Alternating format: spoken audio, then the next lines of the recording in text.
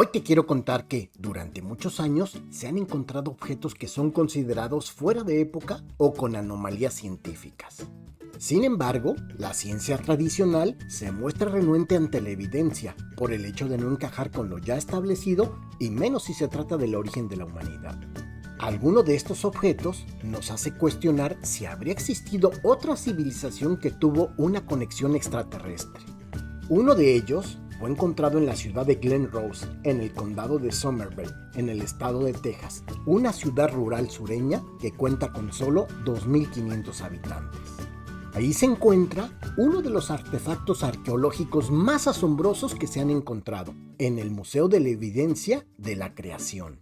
Se trata de un martillo antiguo con un trozo de mango de madera, conocido como el Artefacto de Londres, por el nombre de la ciudad en el centro de Texas. La cabeza de este mide 3 centímetros de diámetro y 15 centímetros de largo. Fue encontrado en la formación Travis, una concentración de arenisca que tarda unos 140 millones de años en formarse, lo que indica que el martillo tiene esa antigüedad. Después de su hallazgo, fue metido en una vitrina en el pequeño museo de Somerville, en el estado de Texas, sin que algún investigador serio se preocupara por analizarlo, hasta que por fin cayó en las manos de otros investigadores que, pese a estar influenciados por ciertas corrientes creacionistas, abrieron su mente y accedieron a realizar un análisis detallado. Pero antes de continuar, déjenme mencionarles que esta es una historia muy interesante y las buenas historias deben de ser bien contadas. Así que empezaré por el principio.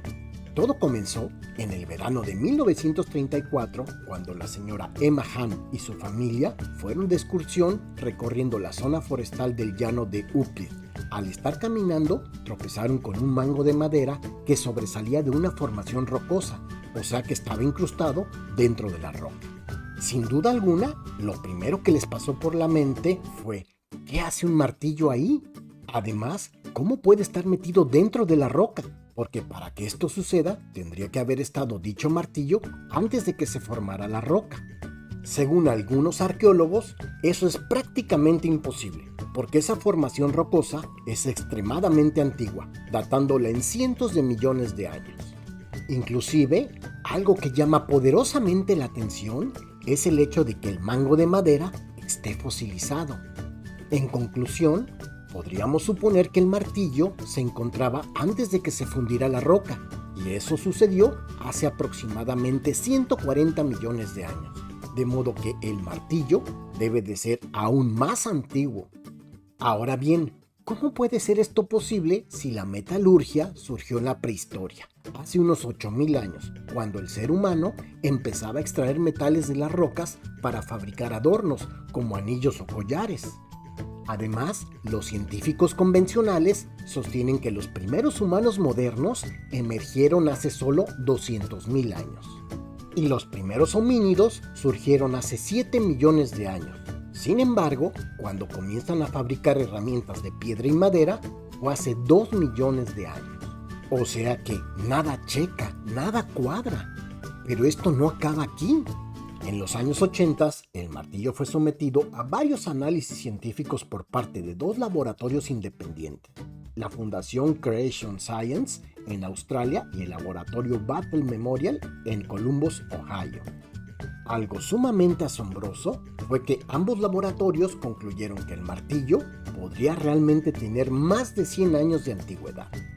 En cuanto al mango de madera, concluyeron que comienza a pasar por un proceso llamado carbonificación, que consiste en la transformación de material orgánico en carbón, algo que simplemente no puede ocurrir en un periodo de cientos de años, sino en millones de años. Los resultados de las pruebas confirmaron que el material de la cabeza del martillo consta de 96,6% de hierro, 2,6% de cloro y menos del 1% de azufre. Pero algo sorprendente es que no contiene carbono. Esto quiere decir que si hubieran encontrado rastros de dicho material, indicaría que es un artefacto moderno. Para entenderlo mejor, les contaré que hoy en día, cuando se produce acero para la fabricación de herramientas, parte del proceso consiste en usar un horno grande para remover el carbón por completo, pero aún así siempre queda un resto del 0,2% a 2%, y en el caso del martillo no había ningún rastro de carbón. Por fortuna, recientemente se efectuó un nuevo análisis por parte del Instituto Metalúrgico de Columbia, en donde los investigadores encontraron exactamente los mismos elementos y cantidades químicas que los estudios anteriores, concluyendo que la cabeza del martillo es de hierro casi puro, algo que solo puede conseguirse empleando avanzadas técnicas metalúrgicas. Pero además le realizaron varias radiografías que arrojaron valiosa información, donde se pudo determinar que durante su fabricación el hierro empleado fue purificado y endurecido, pero para lograr esto se requiere de la utilización de tecnología metalúrgica muy reciente.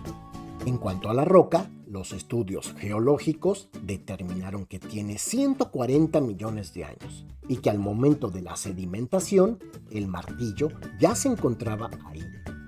Pero los estudios continuaron y al tratar de despegar la piedra de la cabeza del martillo, esto provocó que se hiciera una muesca en la parte superior de la roca, dejando pegado una especie de recubrimiento, lo que indujo a un nuevo análisis. Los resultados arrojaron que estaba formada por hierro en 4/5 partes, conteniendo silicio, azufre, calcio, potasio y cloro, lo que significa que es un producto de un proceso poco común. Un dato sorprendente es que determinaron que al estarse fundiendo la roca en la cabeza del martillo, estuvo sometida a una presión atmosférica distinta a la actual. También se barajaron varias posibilidades. Una de ellas fue que podría haberse fabricado con hierro procedente de un meteorito, pero los elementos encontrados no coincidían. Algo importante que podemos agregar es que el acero químicamente genuino y sin trabajar es bastante flexible, lo que sugiere que este acero duro fue fabricado con una tecnología sofisticada. Hoy en día, en el proceso para fabricar acero, es forzoso que tenga impurezas de carbón o silicio, ya que de lo contrario, la producción sería simplemente impensable. Además, no se encontraron otros elementos utilizados para el refinamiento, como el cobre, titanio, manganeso, cobalto, molibdeno, vanadio, wolframio o níquel, que pudieran haber sido rastreados en la cabeza del martillo. También llama la atención la alta concentración de cloro en el martillo, el cual no tiene alguna aplicación en la fabricación moderna del acero. En pocas palabras, hoy en día es imposible producir acero de tan alta calidad como el encontrado en el martillo. Si este video te gustó, no se te olvide darle me gusta y compartirlo. ¿Por qué no tan solo vivimos y dejamos vivir? La vida es muy corta, no nos desgastemos con banalidades y situaciones que solo nos van a hacer daño, nos crearán incertidumbre, preocupación y desasosiego. Si tenemos pareja, cuidémosla, respetémosla, porque es nuestra pareja de vida. Recordemos que no es de nuestra propiedad. Dejémosla vivir, dejémosla ser, tomemos en cuenta que somos diferentes y que nunca nos van a parecer sus decisiones y sus actos, y muy probablemente los nuestros tampoco. Por eso debemos de aceptarla tal y como es, con sus defectos y virtudes. Aprendamos más de los niños. Puede ser que regañemos a nuestro hijo pequeño porque se portó mal, y seguramente él se sentirá agredido o triste, pero a pesar de eso, en los pocos minutos ya se le olvidó y nos va a buscar como si nada hubiera pasado, abrazándonos y diciéndonos que nos ama. En ese momento ya nos desarmó. Enseguida reaccionamos abrazándole y diciéndole que también lo amamos, y seguimos con nuestras vidas como si ese desencuentro nunca hubiera pasado. Tratemos de ser felices con lo que tenemos, sea mucho o poco, es nuestro, y debemos de estar seguros de que mucha gente quisiera tenerlo. Algunos seres humanos somos así. Los que tenemos el pelo rizado lo queremos lacio. Los que somos muy delgados queremos subir de peso. Los que tenemos kilos de más queremos ser delgados. Los que somos casados quisiéramos ser solteros y viceversa. No busquemos problemas, evitémoslos, porque ellos vienen solos y no necesitamos llamarlos. Hay que tratar de llevar una vida recta. No debemos de correr, porque el que vive rápido, rápido termina.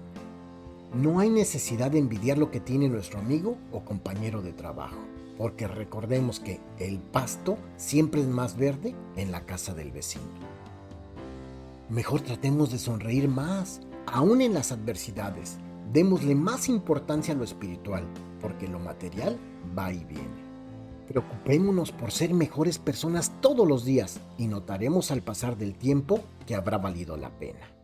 Siempre partamos de la base de que, con la vara que midamos, seremos medidos y no hagamos lo que no queremos que nos hagan.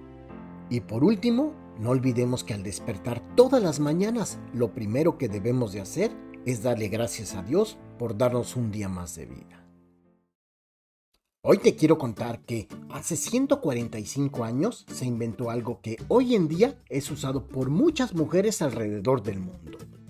Se trata del vibrador, que fue inventado por el médico británico Joseph Mortimer Granville, utilizado por primera vez por médicos en el año de 1878. Esto debido a que a finales del siglo XIX y a principios del siglo XX a un gran número de mujeres les diagnosticaban una enfermedad conocida como histeria femenina.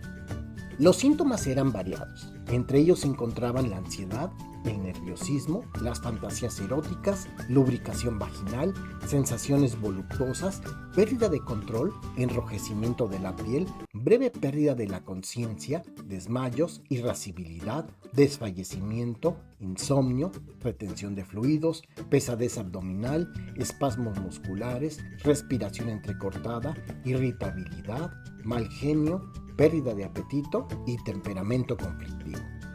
Y a todo esto, la cura era muy sencilla. Los médicos de la época recomendaban el orgasmo. Cabe mencionar que esto solamente afectaba a mujeres vírgenes, monjas, viudas y alguna que otra casada. Si este video te gustó, no se te olvide darle me gusta y compartirlo. Hoy te quiero contar que en Ámsterdam hay 75 museos que atraen a casi 7 millones de visitantes cada año. Pero hay uno que parece sacado de una película de terror. En él podemos encontrar la mayor colección de deformidades humanas y animales que te puedas imaginar. Desde embriones anómalos, huesos extraños, cráneos humanos con deformidades y otras anomalías anatómicas, todas ellas perfectamente conservadas y metidas en tarros con formol. Se trata del Museo de Anomalías Genéticas más grande del mundo, el Museo Brolic, que se encuentra en el Centro Médico Académico de la Facultad de Medicina de la Universidad de Ámsterdam, fundado por el profesor Gerardus Brolic y su hijo, el también profesor Willem Brolic. Ellos vivieron en los siglos XVIII y XIX. Sus estudios teratológicos dejaron miles de artículos sobre el tema.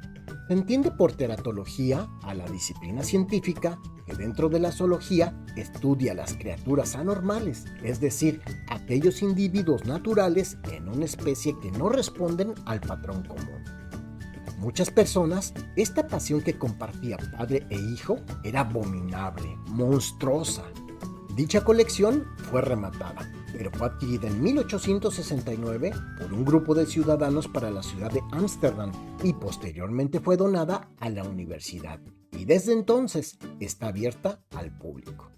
En la actualidad, la colección se ha enriquecido y cuenta con 5,000 especímenes que hoy se pueden observar al visitar este extraño museo.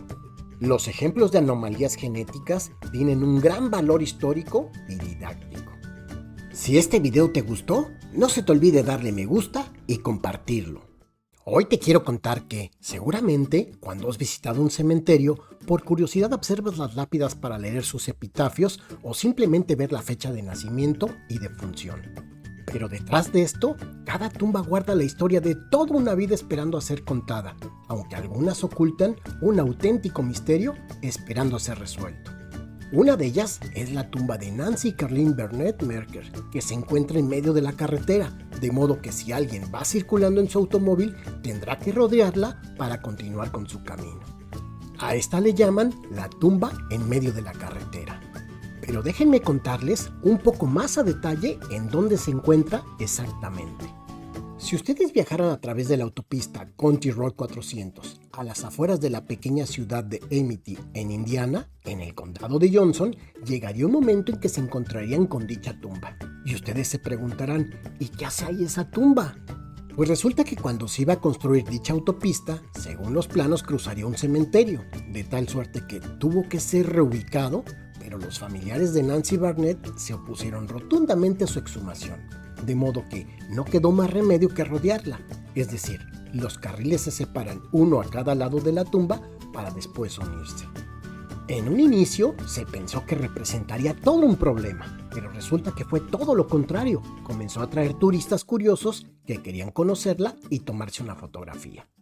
Pero recientemente se transformó en una historia aún más misteriosa. Esto cuando un grupo de arqueólogos exhumó la tumba y encontraron los restos de al menos 6 personas. Se trataba de 2 mujeres, una de ellas posiblemente sería Nancy Barnett, un hombre y 4 niños que por desgracia se desconoce la identidad de todos los cuerpos. Bueno, y a todo esto seguramente les surgirá la duda de ¿quién era Nancy Barnett? Pues resulta que ella nació el 14 de mayo de 1793 y falleció el 1 de diciembre de 1831 a la edad de 39 años.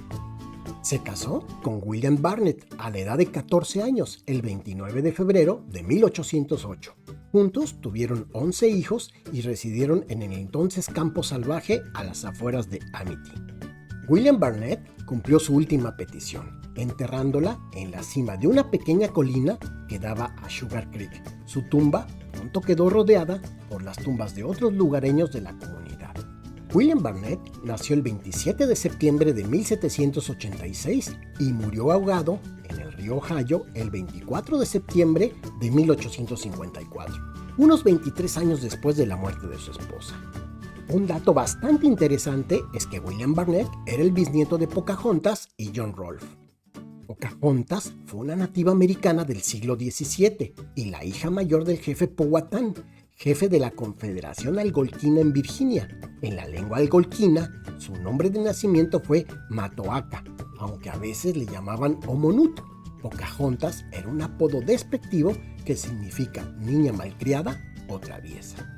Cuando comenzó la etapa de reubicación de tumbas, uno de los hijos de Nancy Barnett insistió en que la tumba de su madre no se movería de su lugar. Cuando el equipo de construcción se acercó a la tumba con una barra de dinamita, Daniel Geduti, que era el nieto de Nancy Barnett, armado con una escopeta, protegió la tumba de su abuela mientras el condado reubicaba el cementerio para construir dicha carretera. Los años fueron pasando y a medida de que la familia fue muriendo, el 8 de agosto de 1912 se vertió una losa de hormigón sobre la tumba para protegerla de los vehículos o de los curiosos. Si este video te gustó, no se te olvide darle me gusta y compartirlo. Hoy te quiero contar que, seguramente, alguna vez habías escuchado hablar de las chinampas. Si no es así, déjame contarte un poco acerca de ellas. Este era un método de cultivo utilizado por los mexicas para ampliar el territorio en lagos y lagunas del Valle de México y en ellas se cultivaban flores y verduras. La palabra chinampa proviene del náhuatl chinampán, que significa en la cerca de cañas. Este es un sistema artificial de cultivo construido en zonas donde el agua es el principal recurso natural presente en el medio. Se construyen para poder cultivar plantas, verduras y hortalizas para el autoconsumo y el mercado local. Se cree que esta técnica fue creada por los toltecas, aunque fue en 1519 que este método de cultivo se popularizó y ocupó casi el 100% del lago de Xochimilco y parte del lago de Texcoco. Actualmente en la Ciudad de México aún sobreviven las chinampas tanto en Xochimilco como en Tláhuac y son las únicas en el mundo. Además de obtener una gran producción de vegetales, las chinampas representan un ecosistema que permite conservar las áreas lacustres con efectos benéficos sobre el clima y la calidad del aire en la Ciudad de México. En el año de 1987, el lago de Xochimilco y sus chinampas fueron declaradas por la UNESCO Patrimonio de la Humanidad.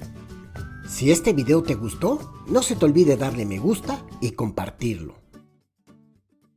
Hoy te quiero contar que a muchas personas nos encanta escuchar historias poco comunes. Si tú eres una de ellas, estoy seguro de que esta te sorprenderá, y más porque se trata de un cementerio. Sí, escuchaste bien, un cementerio.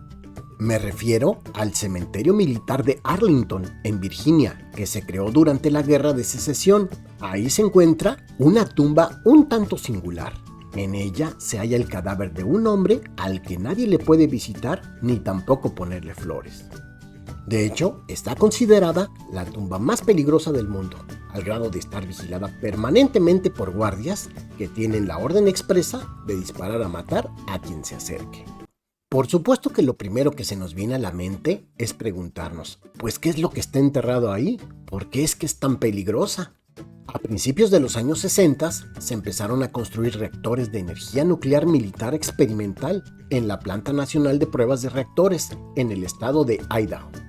Estaban destinados a proporcionar energía eléctrica y calefacción para pequeñas instalaciones militares remotas. La energía proyectada era de 3 megavatios térmicos. La potencia de funcionamiento era de 200 kilovatios eléctricos y 400 kilovatios térmicos para la calefacción. Después de un cierre temporal de 11 días por vacaciones, el día 3 de enero de 1961, alrededor de las 21 horas con un minuto, los empleados realizaban mantenimiento al reactor estacionario de baja potencia número 1. Por algún motivo, este entró en un estado crítico y en tan solo 4 milisegundos se generó una enorme cantidad de calor que evaporó rápidamente la mayor parte de agua que recubría el núcleo. Ese vapor de agua provocó una onda de presión que golpeó la parte superior del casco, que a su vez empujó la barra de control y el casco del reactor, matando al operario que se encontraba encima de él. Dicho de otra manera, el casco del reactor es expulsado hacia arriba y con él el propio operario, que es impulsado hasta el techo, perdiendo la vida, además de 2 militares que allí se encontraban. Se trataba de los especialistas del ejército John Byrnes, Richard Leroy McKinley y el jefe electricista de la Marina Mate Richard Leake. Cuando por fin lograron recuperar los cadáveres, notaron que estos emitían una gran cantidad de radiación, de modo que estar en contacto o incluso a unos metros de ellos sería muy peligroso. En el caso de Richard Leroy McKinley, su cuerpo adquirió tal cantidad de radiación que tuvo que ser envuelto en un nylon especial y metido en un sarcófago sellado al vacío. Enseguida se le preparó una fosa en el cementerio de Arlington, donde su sarcófago fue metido en otro, pero de plomo, y sellado al vacío, además de ser recubierto con láminas de algodón y plástico. Posteriormente, se metió en una caja metálica de 30 centímetros de espesor y por último, todo esto fue introducido en una tumba tapándolo con una plancha de concreto de 30 centímetros de grosor. La radiación que emite el cadáver es tan fuerte que mataría a cualquier persona o animal que se le acercara. Este suceso es conocido como SL1. A pesar de todo esto, si viéramos su tumba por fuera, se vería como cualquier otra, donde podríamos leer lo siguiente: Richard Leroy McKinley, Ohio, 1933-1961, y que combatió en la Guerra de Corea. Si este video te gustó, no se te olvide darle me gusta y compartirlo. Hoy te quiero contar que recordarás que en un video anterior te hablé acerca de usar excremento de cocodrilo como método anticonceptivo. Pues ahora te hablaré de uno que te sonará totalmente desquiciado. En el siglo II después de Cristo, el ginecólogo griego Zonarus recomendaba a las mujeres saltar hacia atrás 7 veces y estornudar inmediatamente después de mantener relaciones sexuales para evitar el embarazo.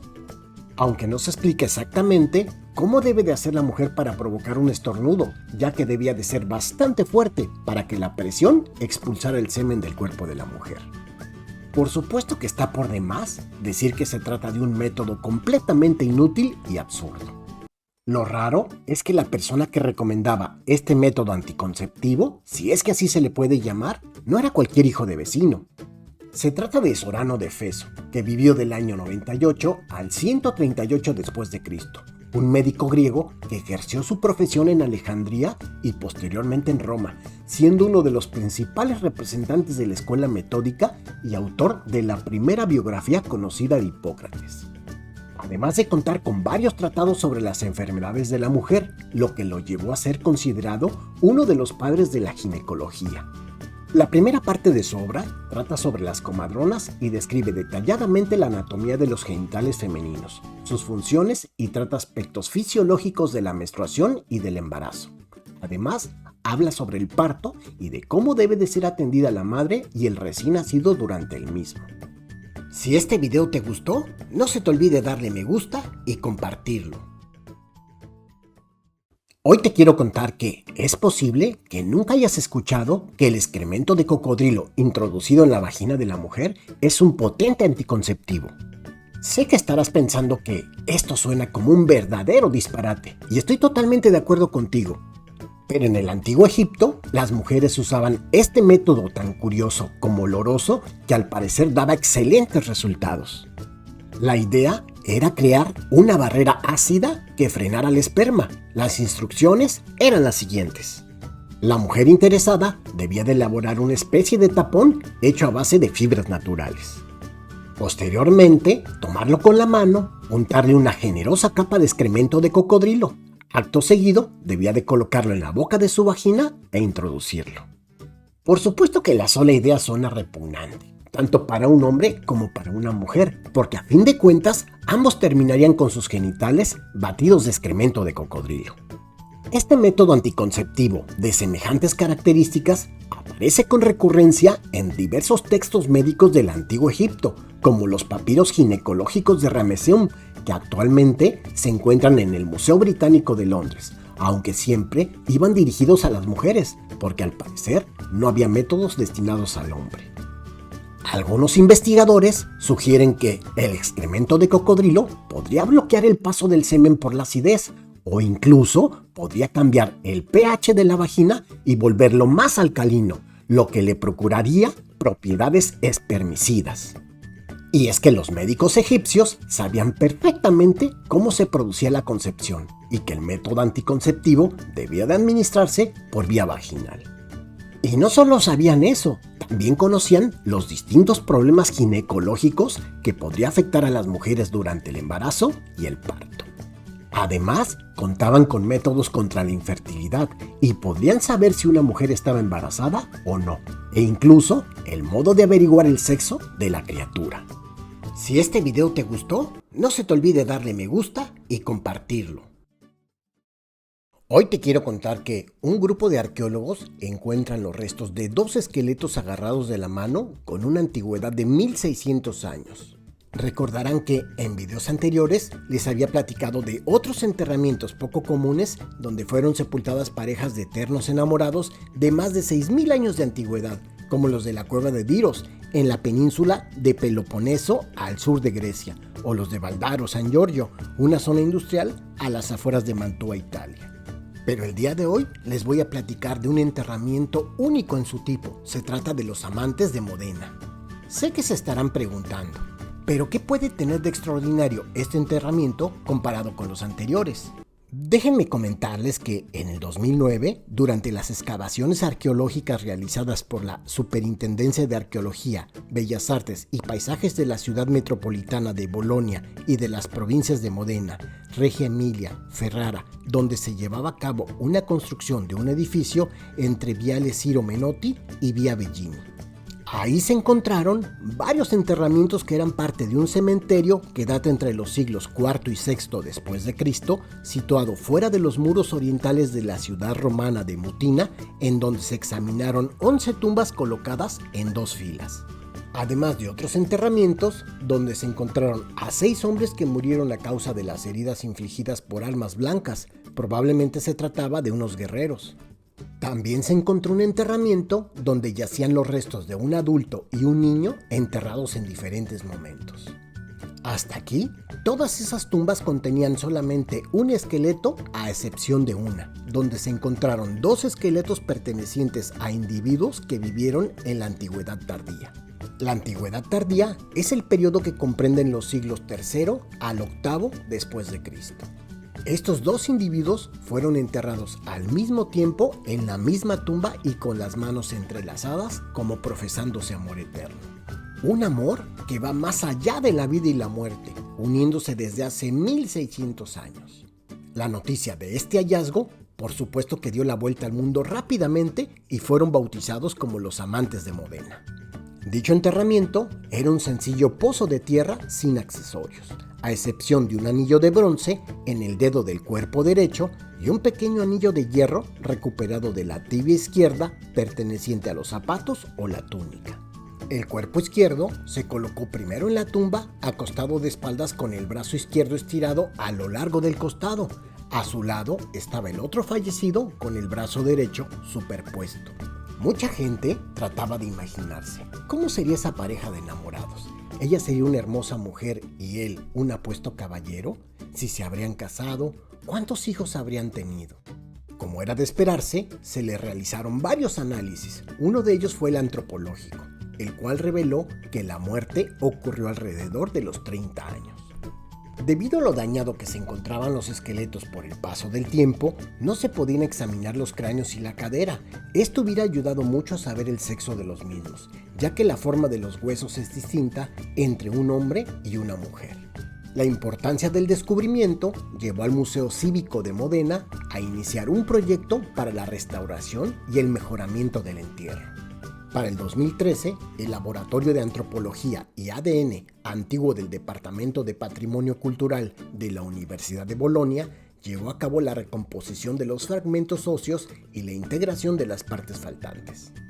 Así que en ese año, el entierro se exhibió por primera vez al público con motivo de la edición del Festival Amor a la Filosofía. Posteriormente, desde el año 2014, la tumba se puede visitar en el Museo Cívico de Modena. Esperen un momento, la historia no termina aquí. Después de pasar 10 años desde el hallazgo, continuaron intentando realizar todo tipo de análisis, pero ninguno les permitía confirmar el sexo de los esqueletos, pues no se sabía quién de ellos había sido el hombre y quién la mujer. Hasta hace poco, unos científicos ingleses desarrollaron una técnica revolucionaria, la cual se basa en el estudio de espectrometría de masas en las proteínas contenidas en el esmalte dental, a partir de las cuales es posible rastrear el sexo de un individuo. Así pues, los resultados revelaron que los esqueletos pertenecían a dos individuos de sexo masculino. Sí, escuchó bien, de sexo masculino. Por supuesto que esto dio un giro total a la historia de los amantes de Modena. Dichos investigadores comentaron que cabía la posibilidad de que se tratara de una pareja de homosexuales, de un par de parientes como hermanos o primos, o de una pareja de soldados muertos en batalla. Por supuesto que la primera opción es la más lógica y creíble, de modo que se trataría del primer enterramiento antiguo de una pareja homosexual. Lo raro de este enterramiento es que en Italia, en la antigüedad tardía, ser homosexual era un crimen y nadie en su sano juicio hubiese mostrado este tipo de relaciones aunque fuese en una tumba. En el año 390, una nueva legislación contra las prácticas homosexuales fue aplicada por el emperador romano Teodosio, por lo que dos hombres que mantuvieran una relación amorosa podrían ser arrestados. Y durante el reinado de Justiniano, del año 527 al 565, la homosexualidad pasó a considerarse un crimen. Si este video te gustó, no se te olvide darle me gusta y compartirlo. Hoy te quiero contar que un equipo de arqueólogos italianos en el 2007 descubrieron un enterramiento poco común en Valdaro, San Giorgio, una zona industrial a las afueras de Mantua, Italia. Se trataba de los restos de una pareja de hace 6.000 años de antigüedad, los cuales se encontraban abrazados. Sin duda alguna, contemplar esta fotografía enternece a cualquiera. Tan solo basta con observar con detenimiento cómo el par de esqueletos se profesan amor después de 6 milenios. Sus caras, ubicadas una frente a la otra, se observan con amor y ternura, esbozando una ligera sonrisa, mientras uno le toca el rostro como acariciándolo. En tanto, sus brazos y piernas se entrelazan para no separarse jamás. Sus cuerpos pertenecen a una sepultura del periodo neolítico. Se le dice periodo neolítico a la edad de piedra. Este periodo comenzó entre el 6000 a.C. y el 4000 a.C. Se trata de una pareja de no más de 20 años de edad, cada una de aproximadamente 1,57 m de estatura. Ambos cuentan con una dentadura intacta sin desgastar. El esqueleto izquierdo fue encontrado con una punta de lanza cerca del cuello. El esqueleto derecho apareció con una punta de cuchillo en uno de los muslos, además de otras puntas de armas cortopunzantes cerca de su pelvis. Inicialmente hubo una especulación que afirmaba que dichas armas fueron la causa de su muerte. Pero exámenes osteológicos demuestran que no hubo una muerte violenta, ya que no presentan ninguna fractura, por lo que se cree que las armas fueron enterradas con los cadáveres como trofeos. Debido a su descubrimiento en una necrópolis, lo más probable es que fueran colocados en esta posición post-mortem. A este hallazgo se le dio el nombre de los amantes de Valdoro. Es el único de este tipo descubierto hasta ahora en esa región del norte de Italia. Los esqueletos fueron exhibidos por primera vez en septiembre del año 2011 a la entrada del Museo Arqueológico de Mantua, gracias al esfuerzo de la asociación Amantes en Mantua, la cual busca un hogar permanente para la pareja. Si este video te gustó, no se te olvide darle me gusta y compartirlo. Hoy te quiero contar que hace unos días me encontraba haciendo una reflexión acerca del 12 de octubre, Día de la Raza, donde se conmemora la llegada a América del navegante Cristóbal Colón en 1492. El descubrimiento de América, aunque América no estaba perdida, oculta en la jungla, ni debajo de la tierra, y mucho menos deshabitada. En ella habitaban culturas milenarias. Pero eso lo dicen los europeos para justificar una invasión, una masacre, un saqueo. Menos mal que los bárbaros e incivilizados eran los pueblos originarios. Y por eso recordé aquellas palabras del escritor, periodista y dibujante Eduardo Galeano, las cuales cito a continuación y espero no ofender a nadie que opine lo contrario. Vinieron, ellos tenían la Biblia y nosotros teníamos la tierra, y nos dijeron: cierren los ojos y recen. Y cuando abrimos los ojos, ellos tenían la tierra y nosotros teníamos la Biblia. Si este video te gustó, no se te olvide darle me gusta y compartirlo. Hoy te quiero contar que un equipo de arqueólogos han hecho un sorprendente descubrimiento en la cueva de Diros, en la península de Peloponeso, al sur de Grecia, que data del año 3800 a.C., según la datación por carbono 14. Se trata de un enterramiento poco común, donde yacen los restos de una pareja tiernamente abrazados. Es seguramente el abrazo de amor que más ha durado en la historia de la humanidad. En tanto, las pruebas de ADN confirmaron que se trata de un hombre y una mujer enterrados paralelamente con sus cuerpos uno detrás del otro en forma de cucharita. También se encontraron 2 tumbas más. Se trata de un niño y un feto, además de un osario de 4 metros de largo que alberga los restos de una decena de personas. Según comentaron los arqueólogos, este lugar fue utilizado durante miles de años para enterrar cadáveres. Si este video te gustó, no se te olvide darle me gusta y compartirlo. Hoy te quiero contar que en el año de 2015, un equipo de investigadores polacos del proyecto Momias de Varsovia, utilizando tecnología de punta para examinar las piezas albergadas en el Museo Nacional de Varsovia, analizaron a una momia egipcia que, según se creía, se trataba del sacerdote varón llamado Hor de Yuti, pues así aparecía en la inscripción del elaborado ataúd y sarcófago. Después de utilizar el escáner, con gran asombro pudieron constatar que bajo las vendas se encontraban los restos de una mujer que falleció cuando estaba entre la semana 26 y 30 de gestación. Sí, estaba embarazada. Originalmente, esta momia llegó en el sarcófago equivocado a Polonia en el año de 1826 o 27 de la mano del arquitecto y amante de la egiptología Jan Łęcki, quien lo donó a la Universidad de Varsovia. Posteriormente, en el año de 1917, fue cedida al Museo Nacional de Varsovia, donde fue exhibida en la exposición permanente de la Galería de Arte Antiguo. Los expertos que analizaron a la momia, que por cierto le dieron el sobrenombre de la Dama Misteriosa, comentaron que dichos restos pertenecieron a una mujer que falleció en el siglo I con una edad promedio de entre 20 y 30 años. Y agregaron que la mujer había sido cuidadosamente momificada, lo cual sugiere que pertenecía a una clase social alta. También se encontraron más de 15 artículos funerarios, incluidos un rico conjunto de amuletos en forma de momia, todos ellos intactos dentro de sus envolturas. En tanto, las primeras imágenes radiológicas del feto permitieron medir la circunferencia del cráneo, estimando que tenía entre 26 y 30 semanas de desarrollo. Posteriormente, al seguir analizándola con el escáner, notaron que dentro de la cavidad abdominal de la momia se encontraban 4 paquetes que se cree que podrían ser sus órganos envueltos y embalsamados. Lo que aún sigue siendo una incógnita es por qué el feto no fue extraído del útero y embalsamado por separado. Una de las posibles respuestas es que pudiera deberse a las creencias espirituales sobre la otra vida después de la muerte o a las dificultades físicas para remover el feto.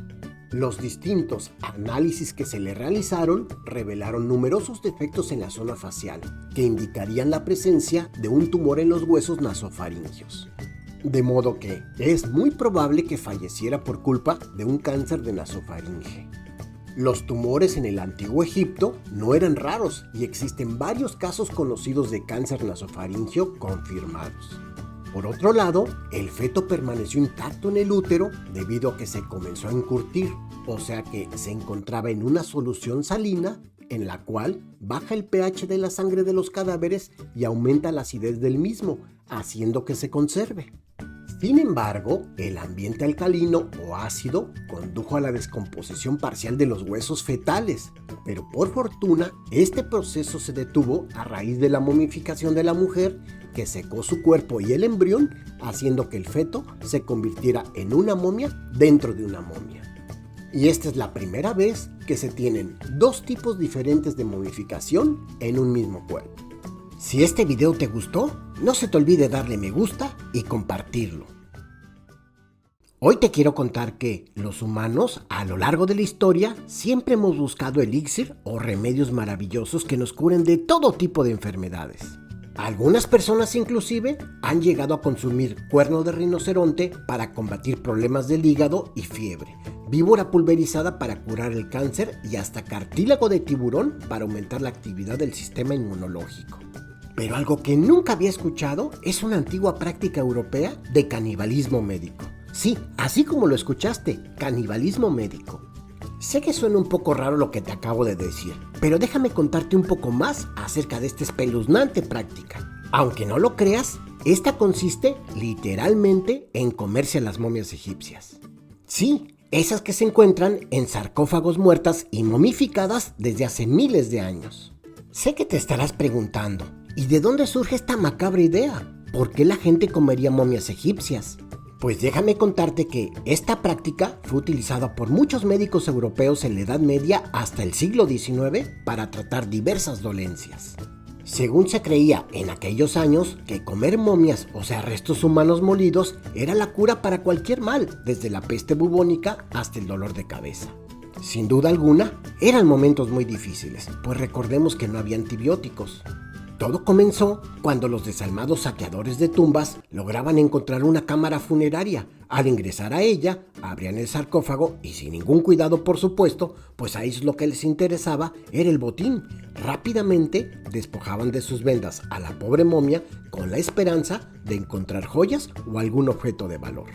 Pero al estarla desenvolviendo, notaban que los cuerpos tenían adherida una sustancia negruzca, que posteriormente se enterarían que se trataba de betún del Mar Rojo. Esto, por supuesto, les dio una gran oportunidad para ganar dinero. La idea era moler a la momia y mezclarla con la sustancia negra para venderla como medicamento para remediar todo tipo de males. Y vaya que funcionó. Los ambiciosos boticarios europeos se encontraban ansiosos por comercializar el betún con polvo de momias. Y así fue como nació un nuevo medicamento llamado mumia. El supuesto medicamento llegó a consolidarse durante siglos como una sustancia medicinal consumida tanto por ricos como pobres. Fue usada para tratar una gran variedad de dolencias. Por ejemplo, por vía tópica se aplicaba en los ojos con cataratas o en la piel con lesiones. Por vía oral se mezclaba con vino y se usaba para tratar la tos y la falta de aliento. Si se mezclaba con vinagre, calmaba los dolores lumbares. Si se mezclaba con menta y mirra, servía para aliviar la fiebre cuartana. Esta era un tipo de malaria. Si se mezclaba con yeso, ayudaba a curar heridas y huesos rotos. Inclusive, se llegó a creer que comer momias era una medicina apropiada para la realeza, ya que los médicos afirmaban que las momias estaban hechas de faraones, de modo que la realeza comía la realeza. Fue tanta la demanda de las momias egipcias, o sea, carne de muertos para fabricar el medicamento, que se llegaron a vender momias piratas. Sí, me refiero a momias falsas, hechas con campesinos muertos de Alejandría, abiertos y rellenos de betún de Mar Rojo. También de cadáveres desecados en las arenas del norte de África y momias del pueblo de Guanché en las Islas Canarias. Por otra parte, algunos médicos no estaban tan convencidos de que este medicamento hecho de momias viejas y secas curara todo tipo de males. Ellos, en cambio, estaban convencidos de que era mejor usar carne y sangre fresca. De humanos, por supuesto. Así que empezaron a experimentar con los cuerpos de prisioneros recién ejecutados. Esta nueva y más horripilante práctica llegó a convencer incluso a los más nobles, incluido el rey de Inglaterra Carlos II, que llegó a tomar medicamentos de cráneos humanos tras sufrir un ataque. Todo esto fue aprovechado por muchos misioneros y colonos europeos que utilizaron el canibalismo para justificar la ocupación y el despojo de tierras extranjeras. El hecho de que los europeos se alimentaran de carne y bebieran sangre humana durante 500 años, por obvias razones, fue conveniente olvidarlo, borrarlo de la historia, convirtiéndose en un tabú, en una leyenda urbana. No obstante, la fascinación por las momias no cesó.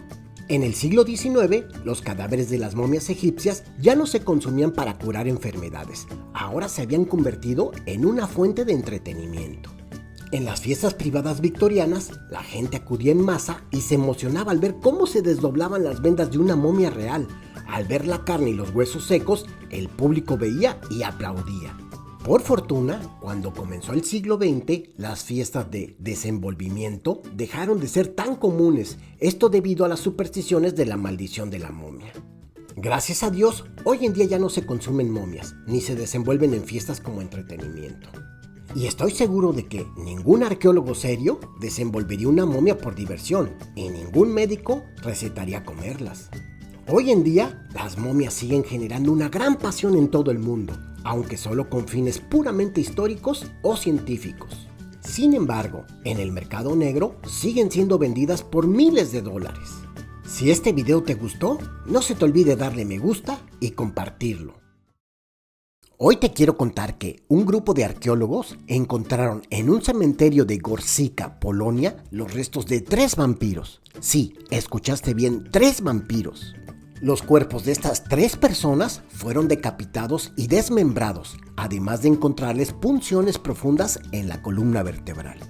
Las punciones son operaciones quirúrgicas que consisten en introducir un instrumento afilado y puntiagudo, pudiendo ser una aguja hueca o un bisturí, en algún órgano o cavidad del cuerpo para dar salida a un líquido normal o patológico.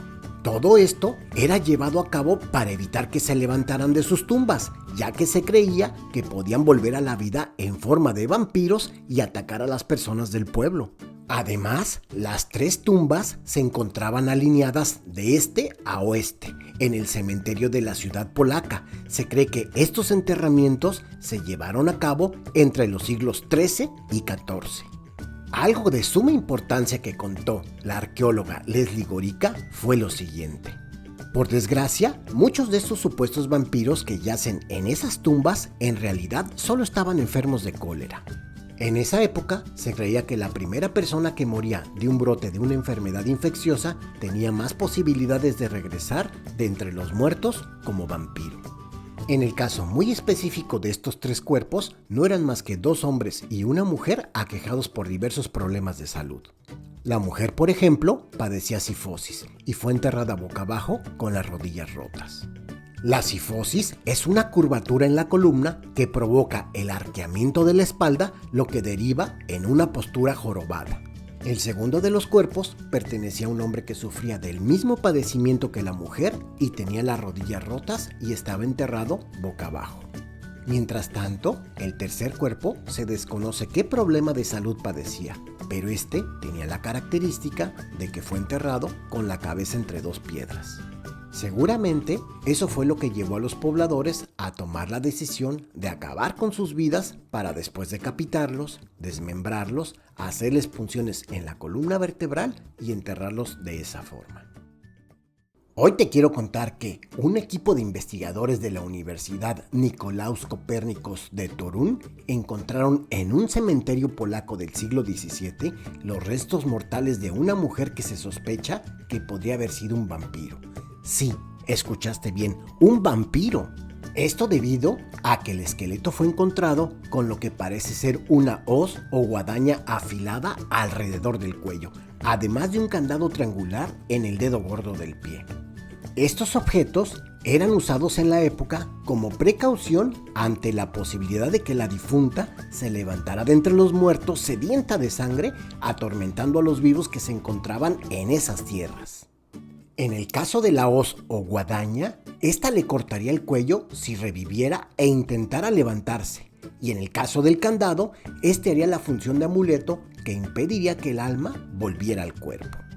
En el siglo XVII se creía en todo tipo de supersticiones, en el poder de la magia, en demonios, brujas, magos y vampiros. Muchos de ellos eran ejecutados y enterrados de manera especial. Tan solo en Polonia se llegó a masacrar a más de 15,000 mujeres que se creía que eran brujas y que tenían la capacidad de resucitar de la muerte. Por tal motivo eran quemadas vivas, ahogadas o ahorcadas. La encargada del equipo de investigación, Magdalena Zagrodzka, y el profesor Dariusz Poliński de la Universidad Nicolaus Copérnicos aseguraron que los restos humanos hallados en la localidad de Pień tenían un tocado de seda que estaba tejido con hilo de oro o plata, lo que significa que la mujer sin nombre era una joven de clase social alta. No se sabe con certeza cómo fue que murió. Pudo haber sido asesinada o morir a causa de alguna enfermedad. Pero es posible que no fuera condenada a muerte en un juicio de brujería, ya que normalmente estas personas eran arrojadas a toda prisa a tumbas provisionales cerca de la horca. Porque además de las prácticas con la hoz, a veces los cadáveres eran quemados, aplastados con piedras o se les cortaba la cabeza y las piernas. Hoy te quiero contar que la mañana del 22 de julio de 1975 se encontraba trabajando el reportero Stanley J. Forman en las oficinas del Boston Herald American, uno de los diarios más antiguos de Estados Unidos, fundado en 1846 y ubicado en Boston, Massachusetts. Cuando se encontraba a punto de salir, recibió una llamada telefónica avisándole sobre un incendio ocurrido en una de las secciones más antiguas de las casas victorianas en Mary Street. De inmediato salió con rumbo a su casa y vio pasar un camión de bomberos que se dirigía a la zona del desastre. En cuanto llegó al lugar del incendio, corrió a la parte posterior del edificio, donde se encontraban varias personas gritándole al camión de bomberos que ingresara a esa parte donde se encontraban personas atrapadas en la escalera de incendios. De inmediato corrió junto con el camión. Al llegar, levantó la mirada y logró ver a una joven mujer y a una pequeña niña en la escalera de incendios. Mientras tanto, un bombero de nombre Bob O'Neill había logrado subir a la azotea por el frente del edificio. Rápidamente corrió con dirección al otro extremo del edificio, logrando ver a la joven mujer y a la niña en la escalera. Sin perder más tiempo, descendió, logrando llegar hasta donde se encontraban. En tanto, el reportero Stanley J. Forman buscaba la mejor posición para fotografiar lo que parecía ser un inminente rescate de rutina. A continuación, la escalera del camión de bomberos subió 15 metros hasta donde se encontraban. En ese momento, el bombero O'Neill le dijo a la joven mujer que se subiría a la escalera y que posteriormente le pasara a la niña. O'Neill apenas estaba subiendo a la escalera cuando de pronto la escalera de incendio se colapsó, cayendo la mujer y la niña al vacío. Mientras tanto, el reportero Forman lograba captar con su cámara fotográfica el momento exacto en el que caían. Posteriormente, se giró para no ver cómo caían al suelo los cuerpos, aunque sí logró escuchar el fuerte impacto. Fue entonces cuando comenzó a temblar de nervios. Ese día murió la joven mujer llamada Diana Bryant, de tan solo 19 años de edad. Pero por fortuna, la pequeña niña de nombre Tiare Jones, de tan solo 2 años, logró salvarse al caer encima de su madre. La fotografía ganó el premio Pulitzer un año después, en 1976, además del World Press del año. La instantánea fue publicado primero en el Boston Herald y luego en cientos de periódicos de todo el mundo. Hoy te quiero contar que es posible que tú como yo desconocíamos que la bebida carbonatada Coca-Cola producida en México tiene un mejor sabor que la producida en Estados Unidos y en otros países. Pues sí, resulta que es muy cotizada. De hecho, los inmigrantes mexicanos fueron los primeros en notar que dicha bebida producida en México tenía mucho mejor sabor que la producida en Estados Unidos. Y esto provocó la curiosidad de los gringos por querer probarla para comprobar si esto era cierto. En Estados Unidos se puede conseguir en presentación de botella de cristal y con la etiqueta en español hecho en México. Originalmente se introdujo en ese país hace más de 2 décadas. El objetivo era satisfacer la demanda de los consumidores de origen mexicano. Todo comenzó en los estados del suroeste y poco a poco se fue comercializando en otras áreas. Hoy en día se vende desde Nueva York hasta Los Ángeles y cada vez son más los seguidores de la Coca-Cola fabricada en México, aun cuando su precio es el doble de la gringa. Ahora bien, sé que ustedes se preguntarán, ¿y por qué es más sabrosa la mexicana si se supone que la fórmula es la misma en todo el mundo? Pues esto se debe a que la producida en Estados Unidos y en algunos otros países se endulza con jarabe de maíz o también llamado sirope de maíz, y en México con azúcar de caña. El jarabe de maíz es un edulcorante líquido alto en fructosa, creado a partir del almidón o fécula de maíz. Coca-Cola Estados Unidos comenzó a utilizar sirope de maíz en lugar de azúcar a mediados de los años 80, entre otros motivos porque los subsidios gubernamentales que recibían los productores estadounidenses de maíz hacían que el sirope fuera más económico. Aunque la compañía, con base en Atlanta, asegura que la diferencia no se nota, sin embargo, algunos conocedores dicen que la bebida mexicana tiene un sabor más natural y completa que su par estadounidense. Además, algo muy importante es que la Coca-Cola gringa se vende en botella de plástico o en lata, mientras que la mexicana en botella de cristal. Y para los fanáticos de este refresco mexicano, el cristal hace que la Coca-Cola tenga un mejor sabor y les recuerde con nostalgia su infancia. Pues la Coca-Cola en botella de cristal se dejó de vender en Estados Unidos hace muchos años. Ya sea por una razón u otra, lo cierto es que la Coca-Cola mexicana cada vez es más popular y esto se ve reflejado en el incremento de sus ventas por parte de la embotelladora Arca, compañía encargada de importar el refresco a Estados Unidos. Esta compañía empezó a vender Coca-Cola fabricado en México a distribuidores estadounidenses en el 2005, dentro del llamado Proyecto Nostalgia. Esto sucedió después de darse cuenta de que los propios inmigrantes hispanos eran los que se estaban llevando el producto a suelo estadounidense de manera informal en pequeñas cantidades. Hoy en día existen restaurantes de comida mexicana en Estados Unidos que venden Coca-Cola hecha en México, pues sus comensales así lo demandan. La planta de Coca-Cola FEMSA más grande del mundo está en Toluca, México, la cual produce 1,800 latas de refresco por minuto, entre otras presentaciones más. Ahora sí, ¿te queda claro que lo hecho en México está bien hecho?